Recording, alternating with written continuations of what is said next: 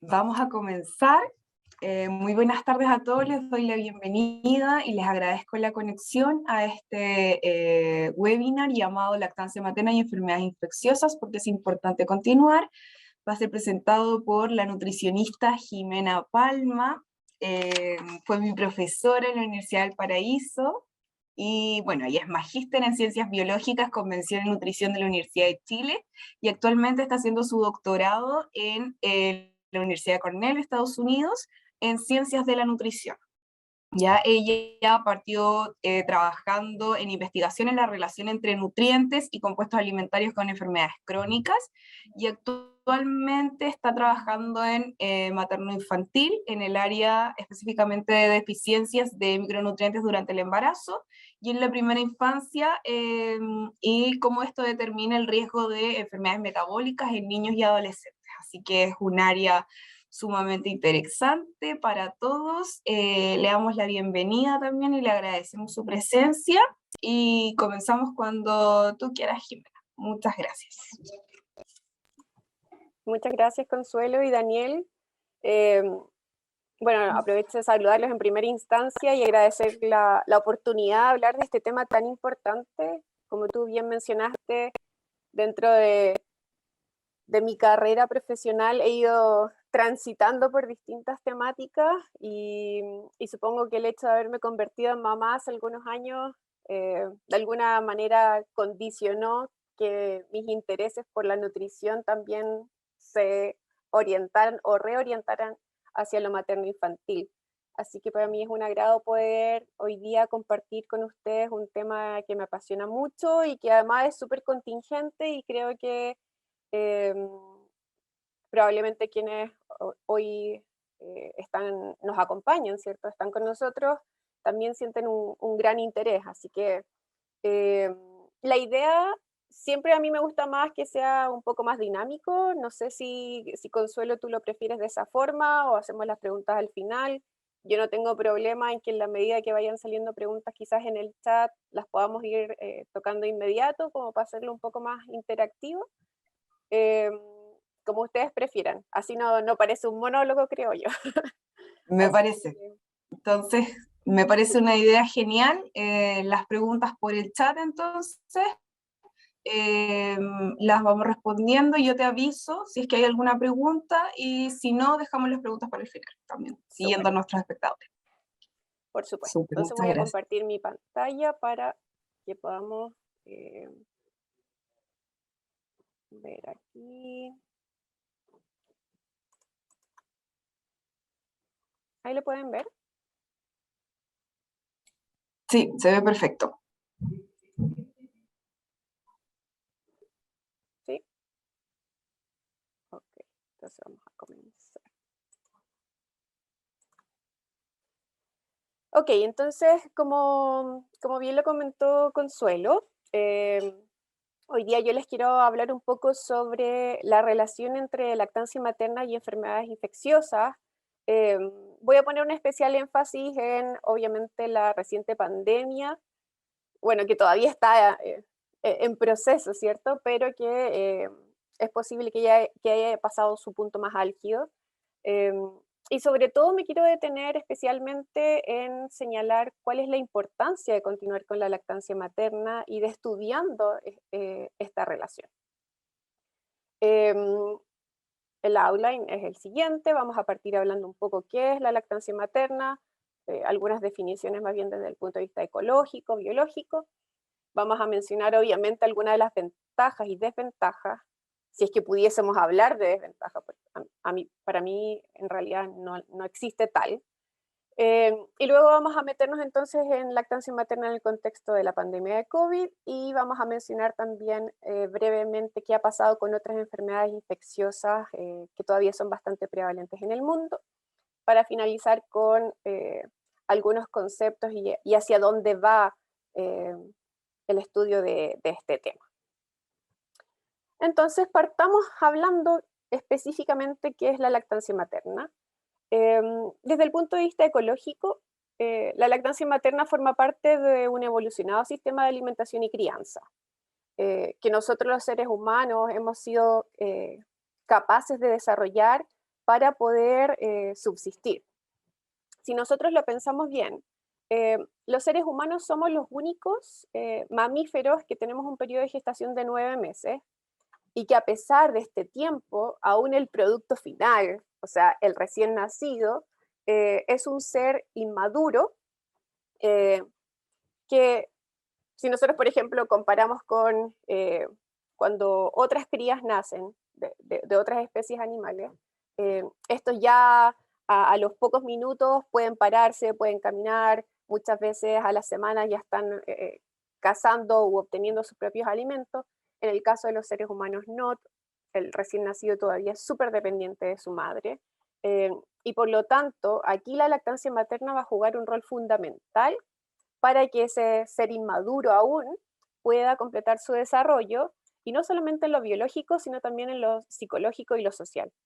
Hoy sabemos que hay un componente importante de la leche materna, ¿cierto?, hacia el aspecto alimentario y nutricional, pero también sabemos que el proceso de la lactancia es súper relevante para el desarrollo afectivo de ese individuo.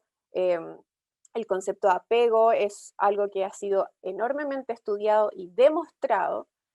Un niño que es capaz de desarrollar el apego a través de la lactancia materna es un niño que tiene otra forma de comportarse frente a la sociedad, de interactuar con los individuos, y por lo tanto también está de alguna forma un poco más capacitado, ¿cierto?, para, para, para ser un miembro de la sociedad.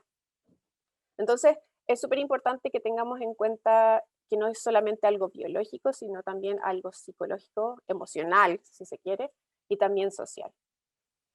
Ahora, la lactancia materna, obviamente, depende fundamentalmente de la leche materna.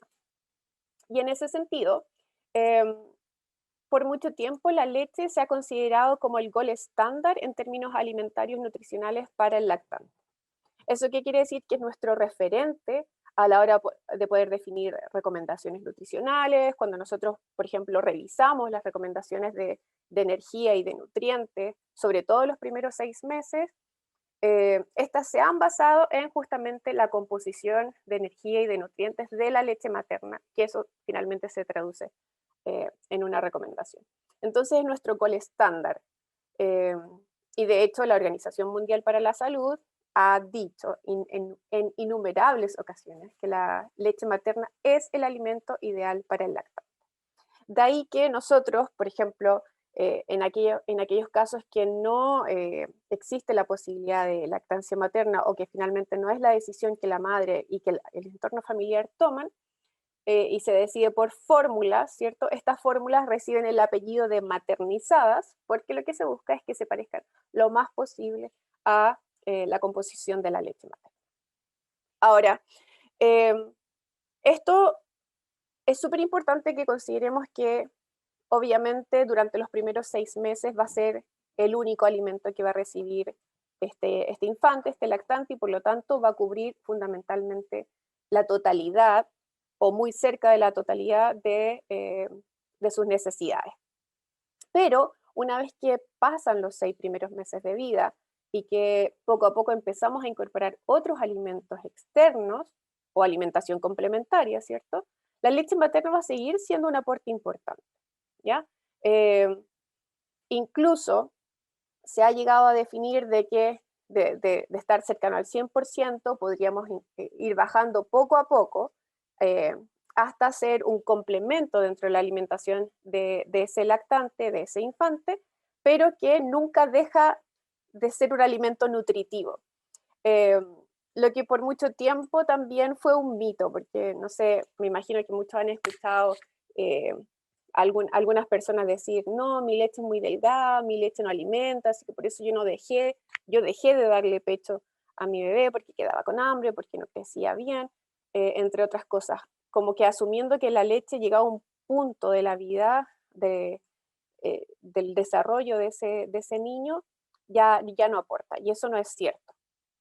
La leche va a seguir aportando, porque si bien su composición podría ir variando durante las distintas etapas de la lactancia, este siempre va a ser significativo en términos de nutrientes y de otros compuestos. Así que la leche materna es un alimento que debemos mirar con atención y es un alimento que en el último tiempo también ha ido recibiendo otras connotaciones. Y una de esas tiene que ver justamente con la capacidad de este fluido biológico de ser dinámico. Y a eso, ¿con qué me estoy refiriendo? O sea, ¿a qué me estoy refiriendo con eso? Que la leche efectivamente va a ir adaptándose a las necesidades de ese individuo en términos de la salud y también de la enfermedad. En términos de, por ejemplo, si nació prematuro, si nació de término. Hay distintos factores que pueden ir afectando estas variaciones en la composición de la leche. Y en ese sentido, un punto importante se relaciona con una serie de compuestos que hasta hace algunos años eran desconocidos y que hoy sabemos que se encuentran y que juegan un rol importante para el desarrollo y la maduración del sistema inmune y la capacidad de respuesta de ese infante frente a patógenos externos a los que va a estar expuesto sí o sí.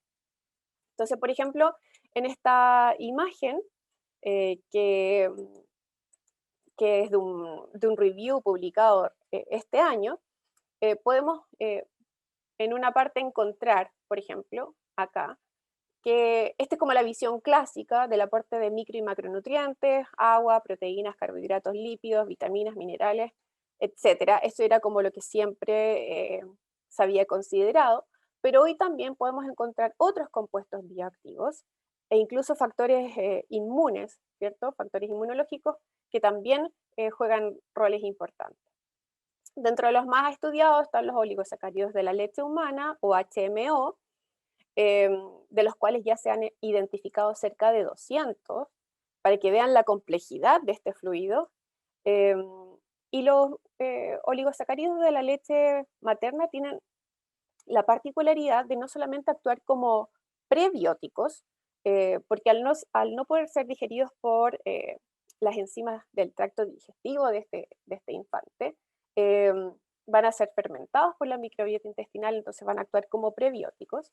Pero también se ha identificado que estos oligosacáridos tienen otras propiedades, dentro de las cuales se reconocen propiedades antimicrobianas y además facilitan la capacidad de las células intestinales para ser resistentes o menos permeables frente a patógenos externos.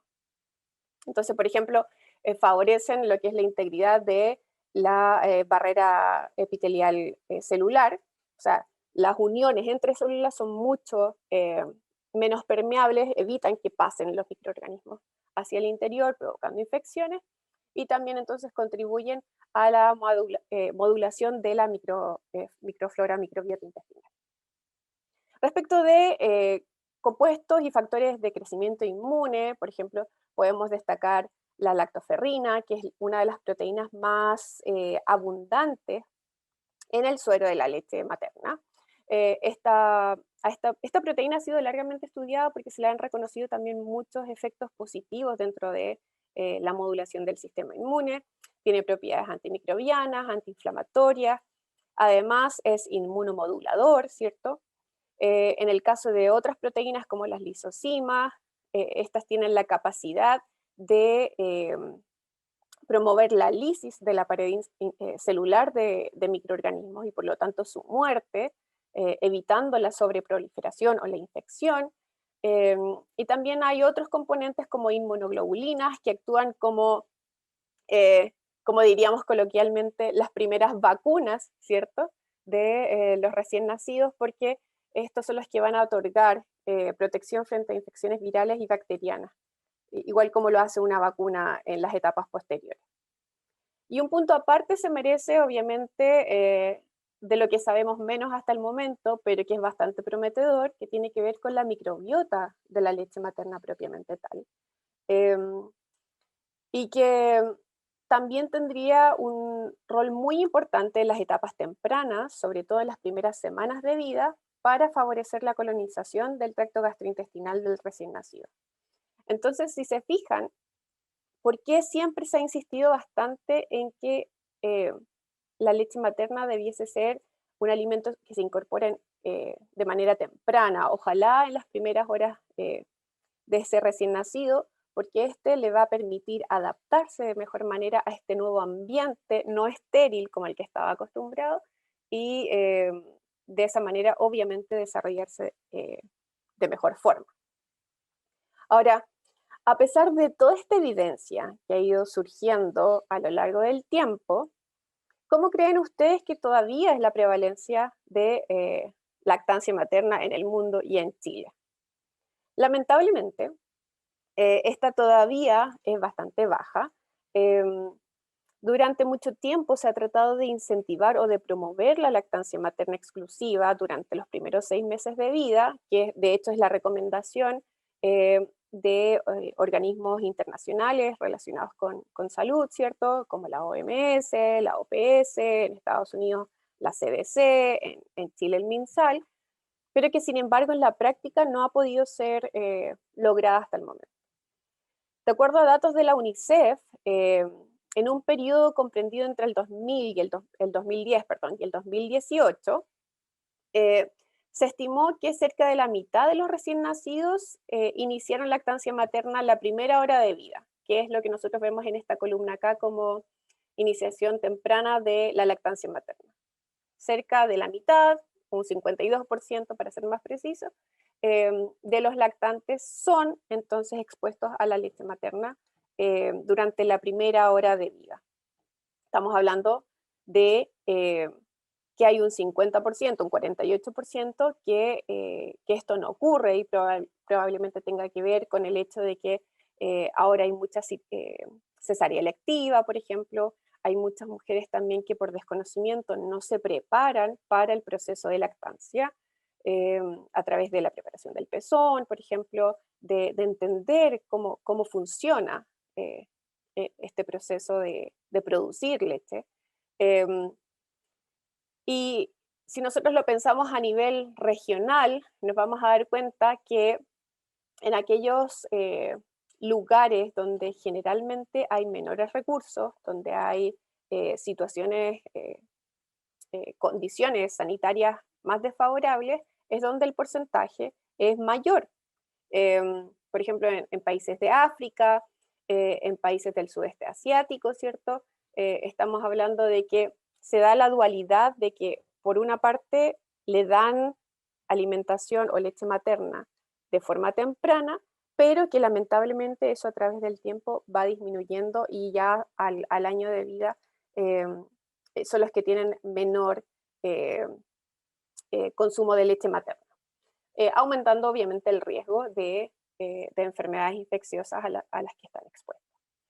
En el caso de la lactancia materna hasta los 6 meses, que es la recomendación, como ya lo mencionamos, de la OMS, solamente 4 de cada 10 niños llegan a lactancia materna exclusiva durante los primeros 6 meses, lo cual todavía no se logra aumentar para alcanzar la meta propuesta por la Organización Mundial para la Salud para el 2025, que habla de que ojalá el 50% de los lactantes puedan efectivamente tener lactancia materna exclusiva los primeros 6 meses de vida. Entonces, el panorama, si bien ha mejorado en el último tiempo, todavía no es el óptimo, ¿cierto? O sea, lo ideal sería que ojalá todos los niños pudieran recibir lactancia materna por lo menos un tiempo, pero eso en la práctica no se da. Ahora, la situación de Chile es relativamente similar. Podríamos decir incluso que es un poquito mejor que a nivel mundial. En esta gráfica que ustedes pueden observar aquí, que proviene de un estudio publicado por Samuel Durán y Pablo Castro el 2018, a través del análisis de datos del Departamento de Estadística del MinSal, ellos pudieron observar que en Chile sí ha habido un incremento en la prevalencia de lactancia materna exclusiva hasta los 6 meses, desde un 41% que era el 2011 hasta 53% el 2015, o sea, estamos hablando de casi 12 puntos porcentuales, que es bastante significativo. Sin embargo, lo que no se ha podido lograr es aumentar o extender el periodo de lactancia materna hasta el año, si ustedes se dan cuenta, que es la curva en azul.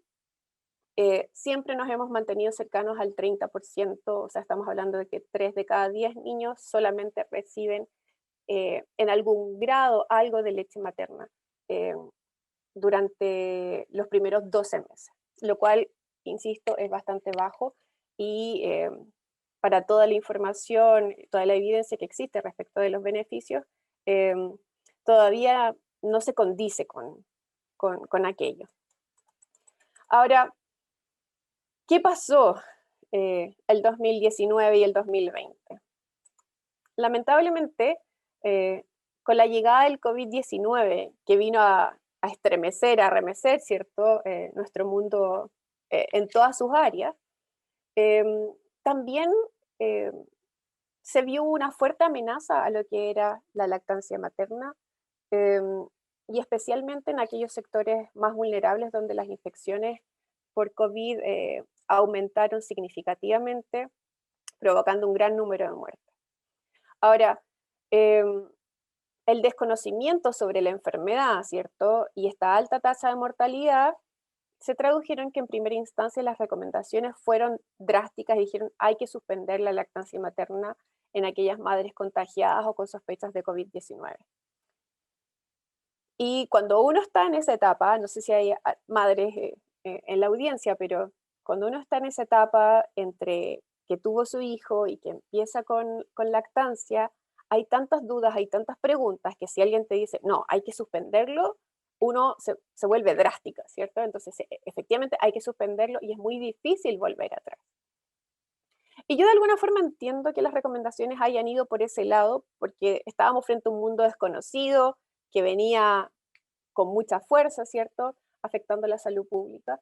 Pero que sin embargo, y lo vamos a ver en un poquito más adelante, nos fuimos dando cuenta que quizás esta no era la medida correcta. Ahora, ¿de qué manera impactó entonces el COVID-19 en la lactancia?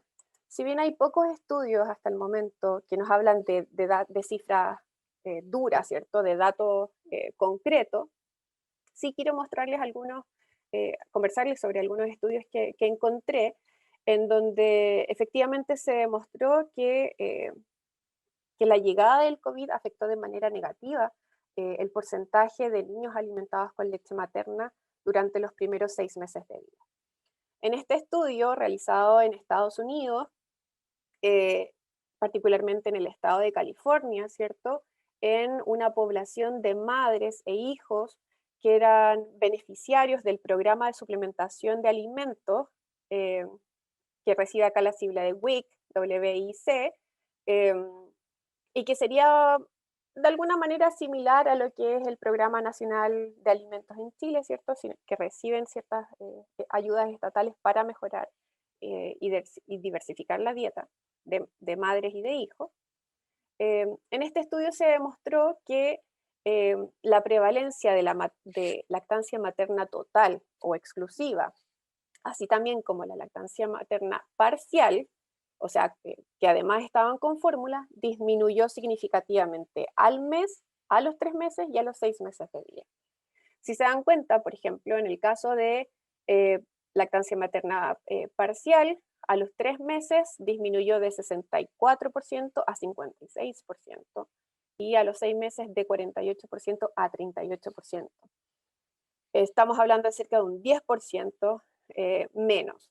En el caso de lactancia materna exclusiva, esta disminuyó al mes de 41% al 28%, a los 3 meses de 28 a 18 y a los 6 meses de 15 a 10.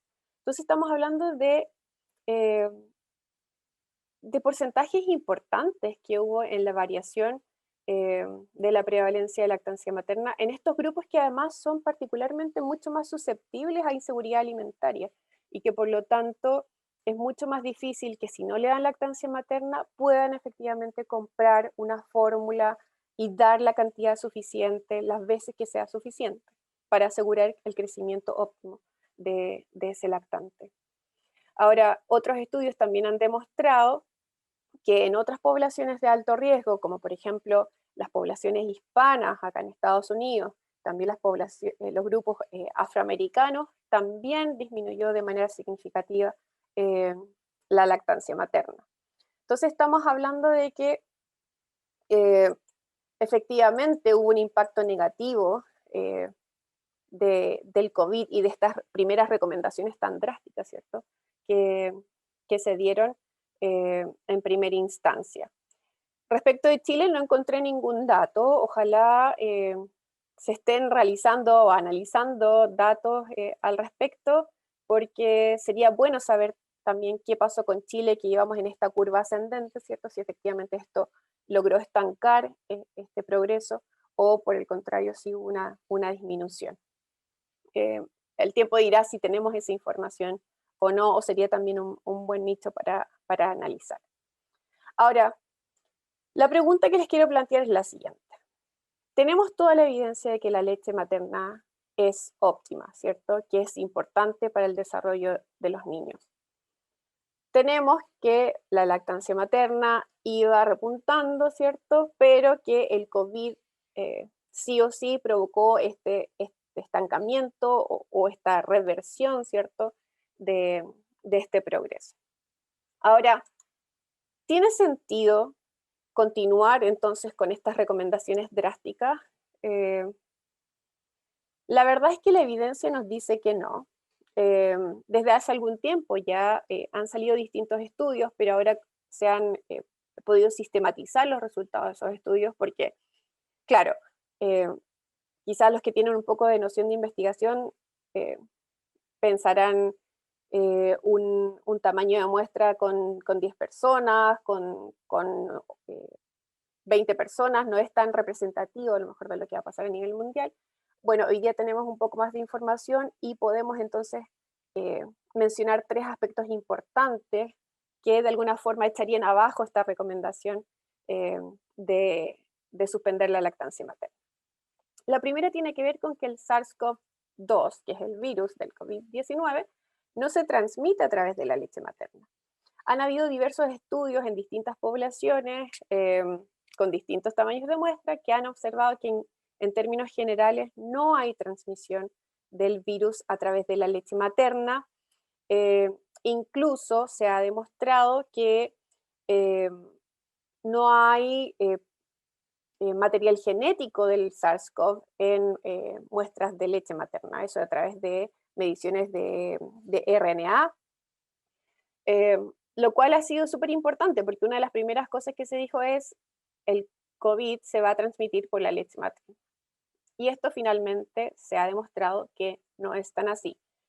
De hecho, en los casos en que sí hubo contagio de ese recién nacido o de ese lactante, no fue a través de la leche materna, sino que probablemente haya sido a través de no haber tenido, no haber contado con las medidas óptimas de aislamiento entre la madre y el hijo o entre el entorno familiar. Entonces, por ejemplo, que a lo mejor la mamá al estar dando pecho haya tosido o que a lo mejor no se haya lavado las manos de manera adecuada y que eso haya provocado el contagio, pero no a través de la leche materna, que es un punto súper, súper importante. Lo otro es que en el caso de haber algo de material genético o de RNA en la leche materna, que se ha observado en algunas muestras in vitro, ¿cierto? En algunos estudios in vitro, esto no quiere decir que necesariamente vaya a haber infectividad. O sea, la detección del virus en la leche no quiere decir que este sea infeccioso y que por lo tanto pueda desarrollar la enfermedad. Esto también se ha visto en otros virus, como por ejemplo el de la influenza. Y por último, que la infección con SARS-CoV-2 en recién nacidos solamente va a producir, si es que llega a desarrollarse, que es poco común, va a ser generalmente asintomática o va a producir síntomas bastante leves. Y así se ha demostrado en diversos casos. De hecho, les cuento como anécdota una colega de la Universidad de Valparaíso se contagió efectivamente con COVID. Ella ya estaba vacunada, sí, entonces le dio relativamente leve. Y su bebé, que tenía solamente un par de meses, ¿cierto? Si no me equivoco, 3, 4 meses, también se infectó de COVID, pero para él fue solamente un resfrío leve, tuvo un poquito de congestión, ¿cierto? Esta agüita que corre de la nariz y un poco de fiebre el primer día, y eso fue todo. Entonces, si se dan cuenta, claro, este es un caso aislado, ¿cierto? Pero la evidencia también ha demostrado que la mayoría de los casos de recién nacidos que se contagian con COVID son generalmente asintomáticos o que tienen síntomas bastante leves. Entonces,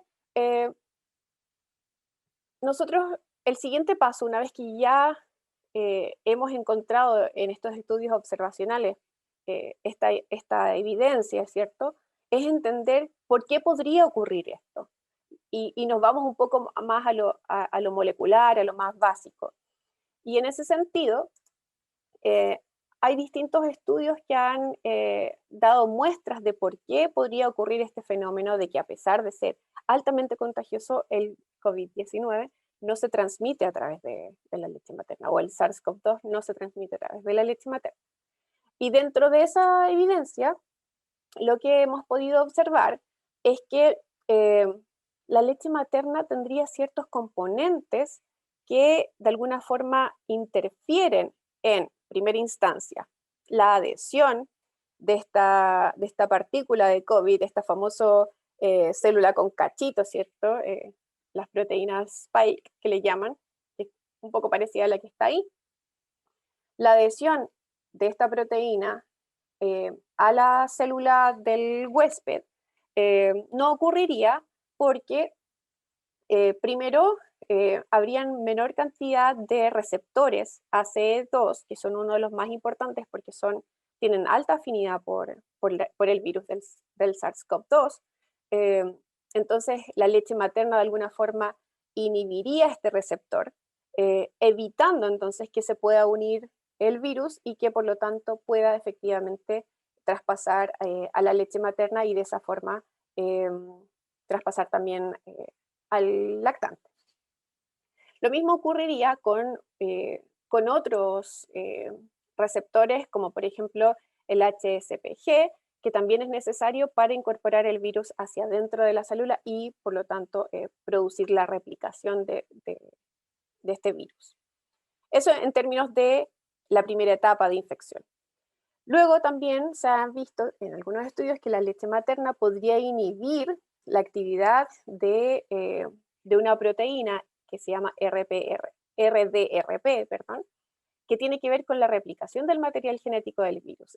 Quiere decir que como este se va a multiplicar y va a producir entonces una infección y una sintomatología mayor. La leche materna también podría inhibir entonces la replicación a través de la inhibición de esa célula.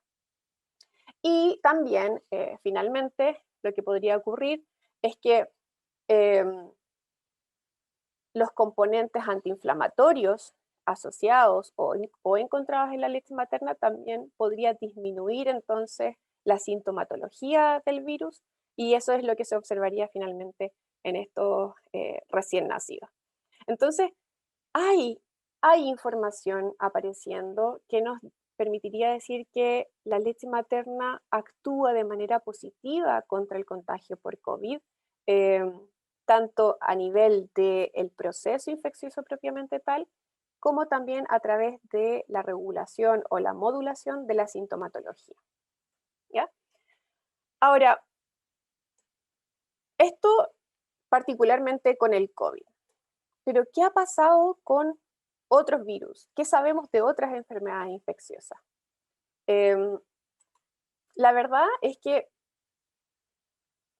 si bien en este momento tenemos una avalancha de información respecto al COVID, respecto de otras enfermedades infecciosas también se ha ido recopilando información un poco para sistematizarla y poder decir, ok, en base a esto vamos a establecer nuevas recomendaciones. Y lo que hemos encontrado entonces hasta el momento es que hay ciertos virus y ciertas bacterias que podrían eventualmente convertirse en patogénicos y que se transmiten a través de la leche materna. Entre esos está el citomegalovirus, Zika, ébola, el VIH, que son probablemente los que más se han estudiado porque son los que han afectado a mayor cantidad de personas. Hay otros que, por el contrario, se ha visto que la carga viral disminuye significativamente, que no hay transmisión a través de la leche, o en el caso, por ejemplo, de la hepatitis C y de la hepatitis B, sí hay transmisión a partir de la leche, pero que el riesgo de transmisión madre-hijo es muy bajo y por lo tanto esos niños generalmente no desarrollan la enfermedad o no se vuelven portadores sintomáticos. ¿Ya? Ahora, ¿qué aspectos importantes respecto de esto me gustaría mencionarles? En primera instancia, tiene que ver con cómo estos componentes que encontramos en la leche materna van a estar dirigidos o van a tener efectos sobre distintos virus y bacterias. Por ejemplo, entre los más conocidos tenemos el rotavirus, la influencia, el norovirus, que es un virus que afecta al tracto gastrointestinal, generalmente se asocia con diarrea, muy parecido al rotavirus, y que para estos virus, por ejemplo, los oligosacáridos de la leche materna tendrían efectos beneficiosos porque evitarían que se adhieran al epitelio intestinal. Entonces, hay una reducción ahí de la infectividad de estos virus. En el caso también del norovirus, del coronavirus y del rotavirus, la lactoferrina podría prevenir la entrada del virus a la célula y que ésta se pueda seguir replicando y produciendo reproduciendo la infección. Y en el caso, por ejemplo, de la rubiola, el dengue, el sarampión, también hay anticuerpos en la leche materna, inmunoglobulinas específicamente, que podrían proveer de inmunidad pasiva al recién nacido, al lactante, y que por lo tanto también disminuirían significativamente la severidad de la enfermedad. Entonces, hay evidencia que sugiere que frente a estas enfermedades, más que suspender la leche materna, lo que sería importante sería tomar las precauciones respecto de la contaminación, que generalmente es por gotitas o a través de las vías aéreas, pero no suspender definitivamente la lactancia materna como se pensó por mucho tiempo. Distinto es el caso de el VIH, el citomegalovirus, como les decía, y también del virus linfotrópico tipo 1, porque estos sí se ha visto que se podrían contraer a través de la leche materna y que efectivamente podrían afectar de manera negativa el sistema inmune de estos lactantes y aumentar, primero convertirse en una infección crónica, o sea, desarrollar la enfermedad, y en segunda instancia aumentar la morbilidad y la mortalidad de estos niños. Entonces, en estos casos particulares, si bien las recomendaciones se van dando caso a caso, porque va a depender mucho del contexto en donde esa persona viva, ¿cierto? Pero en términos generales lo que se busca es suspender la lactancia materna y buscar alternativas, ¿cierto? Lo más parecido posible, que sería a lo mejor alguna fórmula maternizada propiamente tal. Se han hecho estudios también pasteurizando la leche materna, que podría inhibir en cierta parte o inactivar hasta cierto punto estos virus, pero que lamentablemente afectaría otros componentes que son susceptibles a la alta temperatura. Entonces,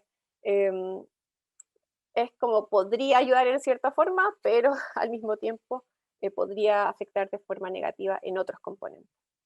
Entonces, hasta el momento la recomendación sigue siendo en estos tres casos en particular de suspender la lactancia materna y se va viendo caso a caso de acuerdo a la progresión de la enfermedad.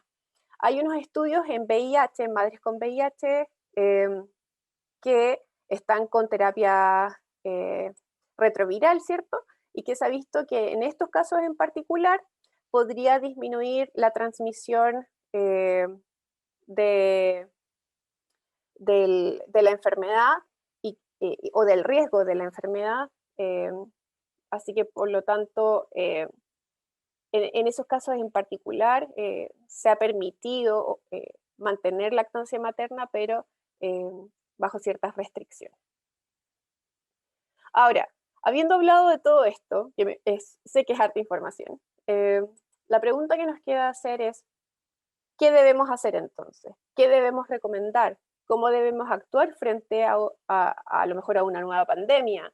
¿Qué va a pasar si un nuevo virus aparece? ¿Es la mejor alternativa suspender la lactancia materna? La verdad es que la respuesta podría ser tajante y decir no, no es lo mejor, pero que de todas maneras nosotros necesitamos, para tomar esa decisión, tener información suficiente y sobre todo evidencia científica que avale eh, esa, esa medida, ¿cierto? Ahora, eh, sí o sí los beneficios de la lactancia materna van a sobrepasar con creces las posibles desventajas, ¿cierto? Incluso en el contexto de enfermedad de la madre. Sin embargo, insisto en que es necesario contar con evidencia científica que nos pueda apoyar al tomar una medida eh, como esta. Eh, y en ese sentido, eso es lo que ha pasado con el COVID. Pasamos de la suspensión de la lactancia ahora a promover nuevamente la lactancia en aquellas madres que están contagiadas, que han sido infectadas o que están con riesgo de, eh, perdón, que están de alguna forma sospechando de haber tenido el contagio. La Organización Mundial para la Salud, la OPS, distintas organizaciones han de alguna forma vuelto eh, a promover la lactancia materna en el contexto del COVID, eh, bajo ciertas condiciones también, ciertos resguardos desde el punto de vista de eh, una buena higiene de manos, ¿cierto? Ojalá el uso de mascarillas. De hecho, les puse acá cuáles son las recomendaciones que da el MinSal, ¿cierto? Aquí está la página donde saqué esta información. Eh, la idea es que la madre pueda seguir alimentando a través del pecho a su bebé, siempre y cuando su estado de salud se lo permita. Si la mamá a lo mejor está muy débil, si se siente muy cansada, quizás ahí la mejor forma sería la extracción, pero siempre aprovechando esa leche, porque mientras se estimule la producción de leche, ella va a seguir produciendo, no se le va a cortar de un momento a otro, que es lo que tenemos que tratar de evitar, ¿cierto? Entonces, esa es la recomendación en el contexto específico del COVID. Como ya les mencioné, en el caso de VIH, de citomegalovirus, ahí las recomendaciones son un poco distintas, pero sí es importante siempre estar al tanto de la nueva evidencia que va saliendo y de esa manera dar eh, recomendaciones que tengan respaldo, ¿cierto? Y no simplemente por lo que nosotros creemos que puede ser mejor o no. Y finalmente les quiero dejar con esta gráfica que me gustó mucho, que es de una revisión sistemática también que fue publicada este año y que se relaciona con cuáles son los desafíos que nosotros quienes trabajamos en salud vamos a tener para que si vuelve a pasar algo como la pandemia del COVID, tengamos mejor capacidad de respuesta y podamos ser un poco más eficientes de alguna forma en apoyar a esa nueva madre eh, y ojalá poder de alguna forma asegurar el crecimiento óptimo de ese lactante. Y como primera etapa, una de las cosas en las que nosotros debemos trabajar, y para los que les gusta el tema, ahí se los dejo un poco como una semillita, como una idea, ¿cierto? Lo primero tiene que ver con la etapa antenatal, el periodo antenatal, o sea, durante el embarazo, eh, sobre todo en las madres que son primerizas. eh, Hoy en día hay mucha influencia de las redes sociales, del internet, uno puede escuchar a mucha gente hablando de nutrición, de alimentación también, sin muchas veces tener el conocimiento.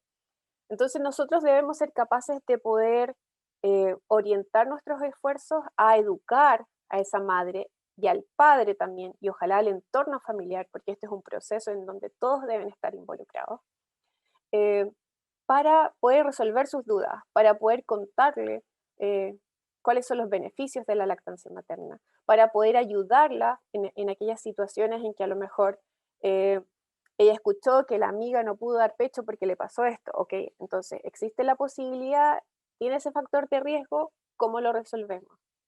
Yo creo que es fundamental el acompañamiento que se puede hacer eh, a esos nuevos padres que están en una etapa mucho más como interesados en tener esa información, en saber qué va a pasar, cómo va a pasar. Yo creo que ese es un punto bastante crítico para poder educar a las madres y también a su red de apoyo.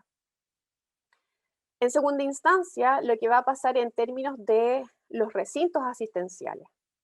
Nosotros tenemos los SFAM, tenemos, hay organizaciones pro lactancia, también hay apoyo de otros profesionales de la salud, no solamente nutricionistas, ahí está la matrona, está muchas veces la enfermera que ve a ese recién nacido, ese lactante, los pediatras, ¿cierto? También es súper relevante.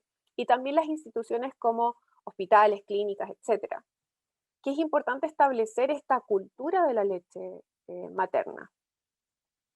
Lamentablemente, mi experiencia personal es que muchas veces los pediatras, los médicos, optan por, no sé si es la vía más fácil, si decirlo directamente de esa forma, pero recomendar la fórmula, recomendar el relleno.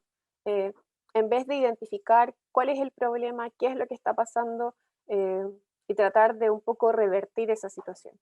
Yo creo que frente a situaciones como la pandemia del COVID, esto fue súper relevante porque en nuestro país se estaba instalando la cultura de la leche humana, habían bancos de leche materna, ¿cierto? Entre otras cosas, pero eh, esto logró arremecer, llegó a arremecer, perdón, todo esto y finalmente todos esos esfuerzos quedaron un poco relegados, muchas cosas quedaron suspendidas.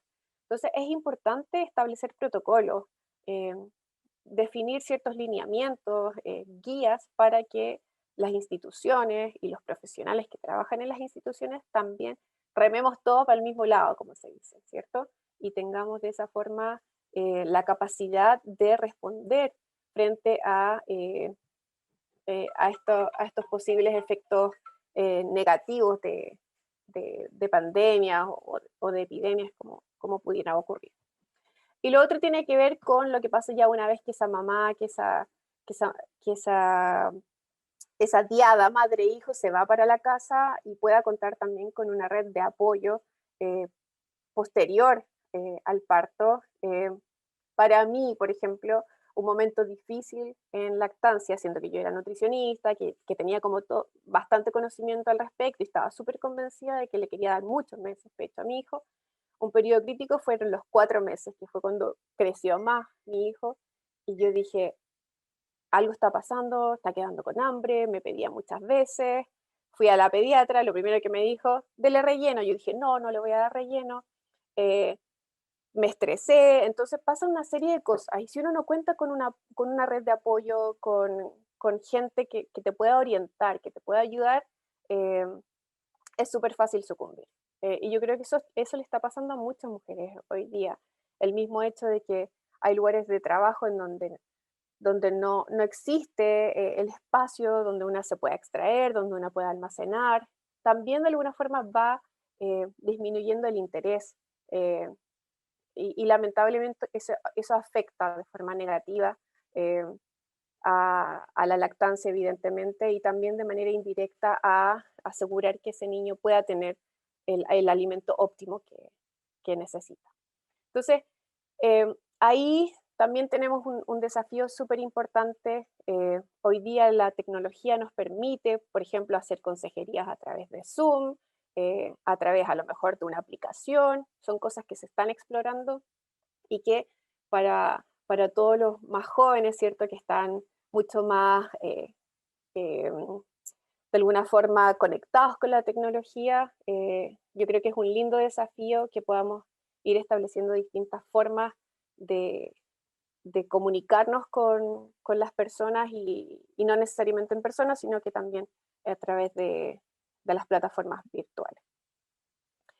Y con eso entonces quiero dejarlos invitados a seguir trabajando en esta área. Yo sé que hay mucho todavía por saber. Yo creo que la leche materna todavía no ha logrado tener o posicionarse en el sitial que se merece, y creo que ahí hay un desafío importante para todos nosotros que trabajamos en esta área de alimentación y nutrición materno-infantil, y frente a lo mismo entonces tenemos que de alguna forma motivarnos, ponernos las pilas para poder de alguna forma estar preparados para, ojalá no muy pronto, una nueva aparición de una enfermedad infecciosa que comprometa la lactancia materna, eh, pero también para hacerlo en un contexto no infeccioso, ¿cierto? Yo creo que en ambos casos es igualmente importante, y la invitación es a que podamos seguir trabajando para eso, para tener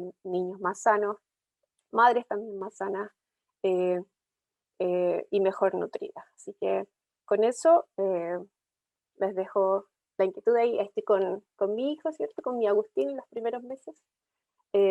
Y cualquier pregunta estoy feliz de poder responder.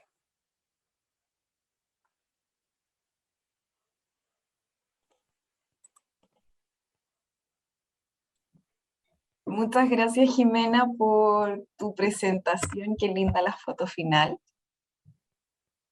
Muchas gracias. Es un poco referente, pero me encanta esa foto porque demuestra la tranquilidad que sentía él al tomar pecho, al estar cerca mío, y también, no aparezco yo, pero la satisfacción de poder alimentar a mi hijo con lo mejor, ¿cierto?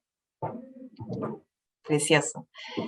Jimena, bueno, además de agradecerte por tu excelente presentación, vamos a pasar a las preguntas. Tengo una pregunta acá de Gabriel Mancilla. Él pregunta acerca de lactancia materna y vacunas, como si hay algún tipo de vacuna de alguna marca en específico que tenga estudios, evidencia, si el tipo de la tecnología de la vacuna también influye en después el traspaso de anticuerpos al bebé, etc. Esa es una súper buena pregunta, Gabriel, porque también es una cosa que generó bastante suspicacia, ¿cierto? La vacuna se desarrolló rápido, será segura, eh, y los primeros estudios han ido apareciendo. Por lo menos tenemos estudios en términos de lo más agudo, ¿cierto? Todavía no tenemos mucha información sobre lo crónico, porque recién el periodo de vacunación lleva un año y medio probablemente. Pero desde el punto de vista de lo agudo, la mayoría de los estudios se ha hecho con aquellas vacunas que modifican RNA mensajero del virus, como la Pfizer, la Moderna, y la verdad es que no se han visto efectos adversos de la vacunación de la madre en el hijo. De hecho, ni siquiera se ha visto que hay un traspaso de este RNA mensajero, que es el que finalmente se inyecta o se inocula, ¿cierto? Por la leche materna hacia el hijo. Entonces, por lo mismo, no habría una contraindicación. De hecho, hasta el momento la recomendación es que las mujeres que están amamantando, las mujeres embarazadas en primera instancia y luego las que están amamantando, puedan cumplir con su cuadro de vacunación tal cual como está estipulado. De hecho, son una población de riesgo. Ahora, existe un poco menos de evidencia respecto de las vacunas que es con anticuerpos. En términos súper sencillos, en este caso, cuando se hacen vacunas con proteínas es un poco más complejo, porque ¿qué ha pasado? Que el virus del COVID en particular ha ido mutando bastante rápido. Entonces, existe cierta todavía suspicacia sobre si el anticuerpo que es inoculado en una vacuna, como por ejemplo la Sinovac, va a ser efectiva frente a todas las variantes del virus, ¿ya?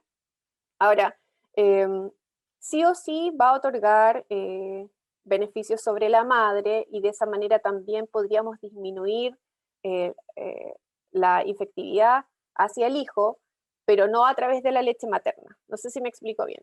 Siempre la vía va a ser a través de las gotitas, de partículas, de forma externa, pero no a través de la leche materna. De eso se tiene cierta seguridad. Pero yo te diría que hasta el momento, en términos de la efectividad, las principales dudas tienen que ver con eso, con si efectivamente estas vacunas que se basan en estos anticuerpos o en el virus un poco más disminuido, ¿cierto? O inactivado, van a ser efectivas para todas las variantes que han ido saliendo, para todas las mutaciones en el fondo. Así que es algo que yo creo que tenemos que estar pendientes. La información, a medida que pasa el tiempo, vamos a ir sabiendo de otros posibles síntomas o consecuencias de la vacunación más a largo plazo. Ojalá no exista tal. Yo creo que la tecnología en este momento nos jugó bastante a favor, en el sentido de que hoy día tenemos muchos mejores recursos para generar mejores vacunas. Las vacunas que manejan el material genético son increíbles, o sea, la precisión de la copia, de esos homólogos de material genético que impiden que el virus se multiplique, realmente es una maravilla desde ese punto de vista, y yo creo que no tenemos que ser tan desconfiados. Hay mucha teoría de la conspiración aquí, pero sí hay que estar atentos a cualquier información que vaya saliendo. Muchas gracias. Sí, de hecho recuerdo que la recomendación para o sea, la indicación de la vacuna en las semanas de gestación de embarazadas también varió a lo largo de como el periodo crítico de pandemia. Claro, pues al final el COVID fue una novedad, tenía que ir actualizándose la información. Sí, ahora lo bueno del COVID es que nos dio la posibilidad también de establecer sistemas de vigilancia un poco más eficientes. Eh, entonces, si bien se fueron armando sobre la marcha, yo creo que eso también nos ha permitido tener más información para analizar, y en base a eso entonces llegar a conclusiones un poco más cercanas a la realidad. Antes era mucho así como ensayo-error, ¿cierto? Me tinca que por aquí va la cosa y después te das cuenta que en realidad había ido para el otro lado. Pero ahora yo creo que tenemos tenemos más capacidades instaladas que nos permiten tener entonces información mucho más rápido, eh, e información de mejor calidad, ¿cierto? Así que yo creo que eso lo tenemos que aprovechar, sobre todo aquellos que están todavía viendo hacia qué área se quieren dedicar, ¿cierto? Hacia dónde va su futuro. Yo creo que la investigación en leche materna, en el efecto sobre la salud y en particular la relación con todas estas enfermedades que han ido saliendo es súper importante. De todas maneras. Jimena, yo tenía una pregunta, quiero aprovechar. Tengo la duda de hasta existe evidencia de el tiempo límite, o no sé si llamarlo tiempo límite, pero el tiempo óptimo de que la mamá esté amamantando a este lactante en pro del desarrollo inmunológico. Si existe como hasta los 2 años ya no va a haber más, por ejemplo, efectos positivos. Mira, eso es una súper buena pregunta. La verdad es que no se han definido etapas propiamente tal o ventanas críticas, como le llamábamos antes, ¿cierto? Yo creo que depende de muchas variables. Por ejemplo, en el caso de los recién nacidos prematuros, obviamente ahí la ventana crítica es mucho, mucho más larga, y de hecho la composición de la leche de madres de hijos prematuros eh, es mucho más densa en términos de estos compuestos bioactivos y de factores inmunológicos, porque están mucho más vulnerables. Yo creo que en la medida que ese lactante vaya alcanzando la madurez de su sistema inmunológico y ya un poco vaya corriendo como con luces propias, eh, se va haciendo menos necesario entonces este apoyo externo. Que con apoyo externo me refiero a la leche materna propiamente tal. Pero sí me atrevería a decir que por lo menos el primer año de vida es súper importante el aporte de los oligosacáridos de la leche materna, porque los niños están todavía mucho más susceptibles de ciertos patógenos externos. Entonces, por ejemplo, mantener la integridad del epitelio intestinal es fundamental. La mayoría de las enfermedades que afectan a los niños son enfermedades respiratorias o enfermedades gastrointestinales, rotavirus, norovirus. Entonces ahí mantener la integridad del epitelio intestinal, mantener también una flora intestinal saludable. Se han hecho estudios que han comparado, ¿cierto?, el perfil de células inmunes en niños alimentados con leche materna y en niños alimentados con fórmula, y es totalmente distinto. Y por otra parte, también, evidentemente, tenemos que pensar que la leche materna no solamente va a ayudar a lo que es sistema inmune innato, sino también al adquirido. Entonces, por ejemplo, muchas cosas que le pasan a la mamá, a las que está expuesta la mamá, también podría, por ejemplo, en el caso de las inmunoglobulinas, también estas podrían contribuir a mejorar la capacidad de respuesta de ese niño. Entonces, yo me atrevería a decir, y aquí, si alguien tiene otra información, por favor que la comparta, pero de lo que yo he logrado leer hasta el momento, que no existe una ventana, pero me atrevería a decir que por lo menos el primer año de vida es súper importante el aporte de factores inmunológicos que tiene la leche para lograr la madurez de ese nuevo sistema inmune. Perfecto. Y dar un poco más de independencia también. Muchas gracias. No sé si hay más preguntas. Parece que no. Uh-huh. Ahora hemos justo perdido un poco de... Tuvimos a 33 conectados. Ahora me imagino que empezaron las clases también. Sí, supongo. Jimena, te agradezco muchísimo tu presentación, clarísima. Me quedo con el mensaje de seguir trabajando en lactancia materna, de seguir investigando y sobre todo compartiendo información también responsable, certera, actualizada. A nosotros como, bueno, nutricionistas también hay personas de enfermería, de obstetricia también de la universidad, así que todos nos vamos con ese mensaje clarísimo y te agradezco muchísimo también a la audiencia. Daniel. Sí, yo también me sumo a tus palabras, María Consuelo, a agradecer a Jimena por la excelente charla. Yo tengo algunos comentarios y preguntas también. En algún momento de mi carrera trabajé con la microbiota intestinal de infantes. Hice algunos experimentos de consorcios microbianos en donde ponía a competir algunas bacterias en un bioreactor y las iba alimentando con diferentes oligosacáridos de leche materna, HMOs. Principalmente 2-fucosil-lactosa y fructo oligosacárido. Y en función de las cantidades o concentraciones de los HMO, las bacterias tenían diferentes tipos de interacciones. Entonces, ahí lo que proponíamos en ese trabajo es que, dada la composición de los oligosacáridos de leche materna, es cómo sería la dinámica o la ecología microbiana en el microbioma intestinal de los infantes. En ese sentido, tú has escuchado y de seguro estás mucho más actualizada que yo, porque esto estoy hablando que lo trabajé hace unos 4 o 5 años atrás, en cuanto a la materia.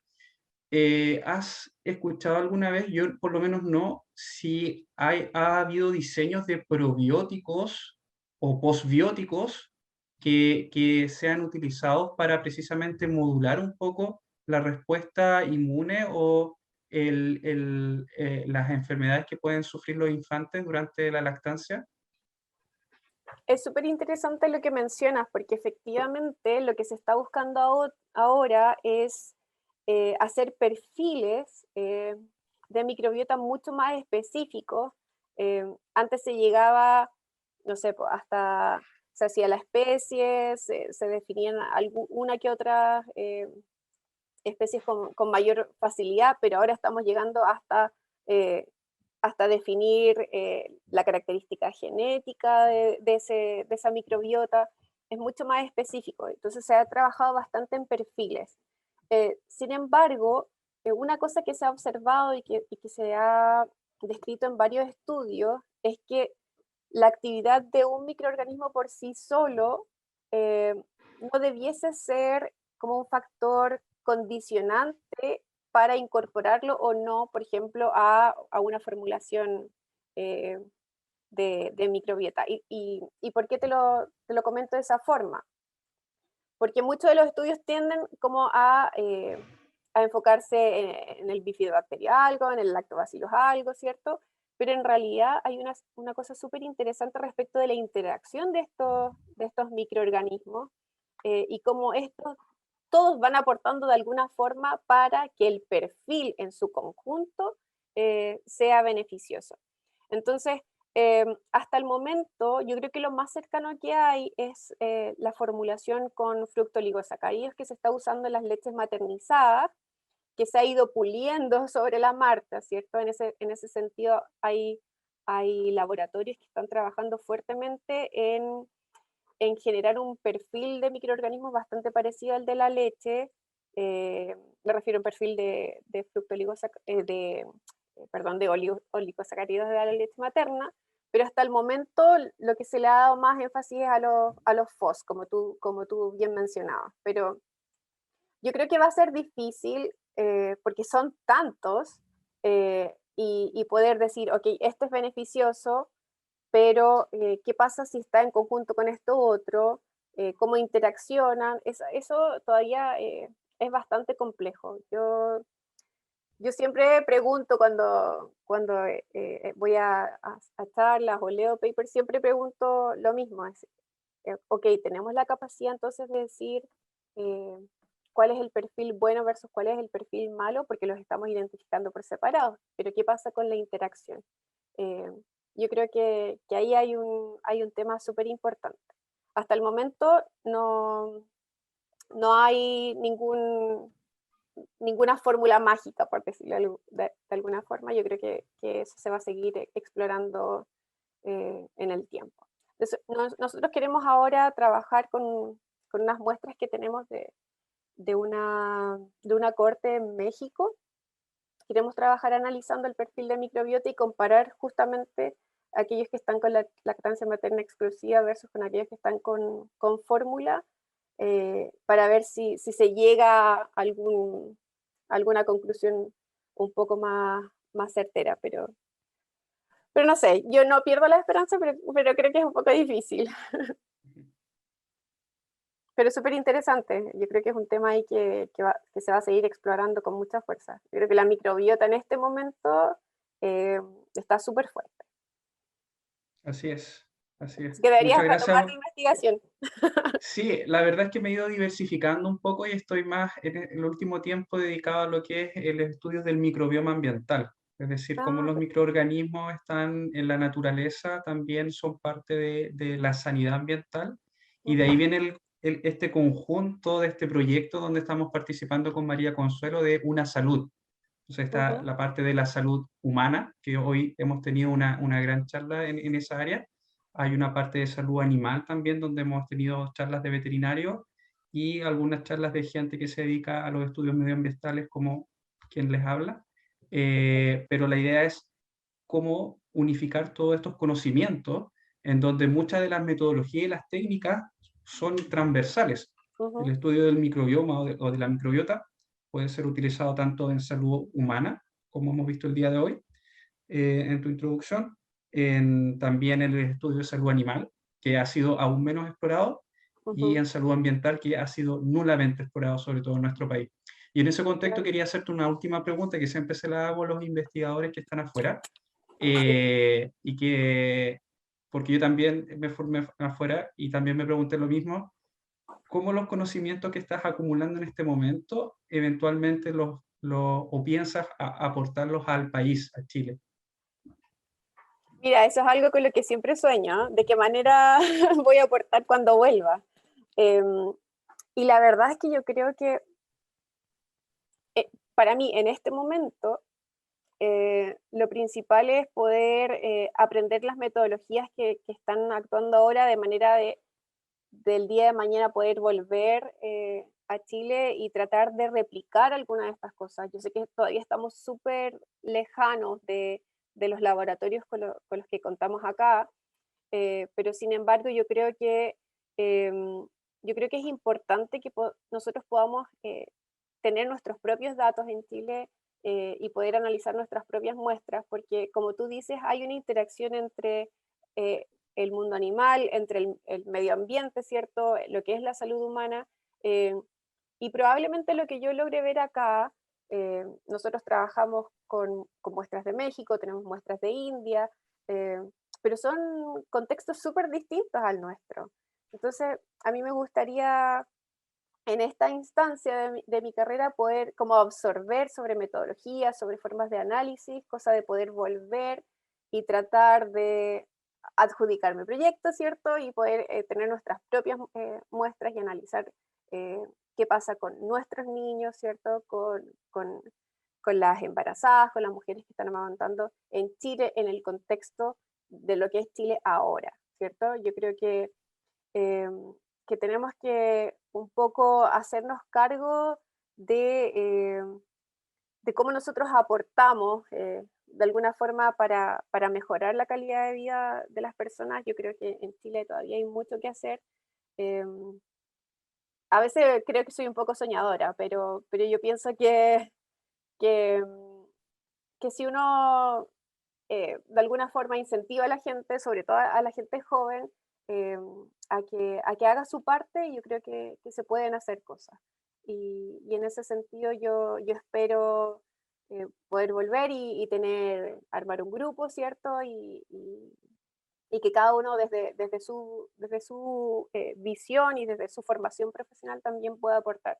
Yo creo que es súper interesante lo que ustedes hacen al involucrar distintas áreas, porque nosotros no podemos pretender hablar de salud humana de forma aislada si no consideramos el medio ambiente, si no consideramos también que estamos expuestos a los animales, que estamos expuestos no sé, el clima, y todas las cosas, ¿te fijas? Entonces yo creo que ahí la integración es fundamental. Y espero no perder esa visión de poder trabajar con otras personas de otras áreas para poder de alguna forma mejorar la alimentación, el estado nutricional y la salud de la población en Chile.